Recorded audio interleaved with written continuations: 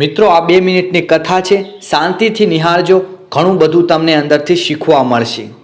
જ્યારે આપણે તન અને મનથી કોઈ કામમાં જોડાયેલા રહીએ છીએ ત્યારે સફળતા ચોક્કસ મળે છે। પ્રાચીન સમયમાં એક સંત ખૂબ જ વિદ્વાન હતા અને તેમની સાથે ધનની કોઈ ખોટ હતી નહીં। દૂર દૂરથી લોકો તેમની પાસે પોતાની પરેશાનીઓ લઈને આવતા અને તેઓ સમાધાન જણાવતા હતા। તેમના ગામમાં એક યુવક ખૂબ જ મહેનત કરતો હતો, પરંતુ તેની સફળતા મળતી નહોતી। એક દિવસ તે સંત પાસે પહોંચ્યો અને કહ્યું કે ગુરુજી, તમે મને કોઈ એવો ઉપાય જણાવો કે જેનાથી મારી બધી જ સમસ્યાઓ દૂર થઈ જાય અને હું પણ તમારી જેમ સફળ વ્યક્તિ બની શકું। સંતે તે યુવકની સંપૂર્ણ વાત સાંભળી અને કહ્યું કે ઠીક છે, હું તને એક ઉપાય જણાવું છું।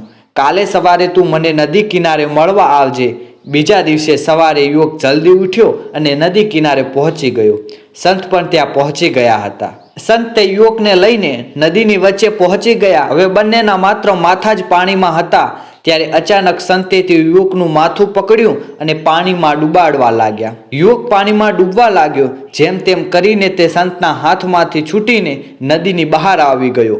સંત પણ નદીમાંથી બહાર આવી ગયા। યુવકે સંતને કહ્યું કે તમે તો મને મારવા ઈચ્છો છો। સંતે કહ્યું, નહીં, હું તો તને સફળતાનું રહસ્ય સમજાવી રહ્યો હતો।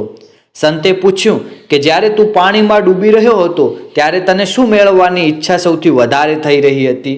યુવકે કહ્યું કે ડૂબતી સમયે મને સૌથી વધારે એક શ્વાસ લેવાની ઈચ્છા થઈ રહી હતી। સંતે કહ્યું, બસ ઠીક, આ જ પ્રકારે સફળતાનો પણ નિયમ છે।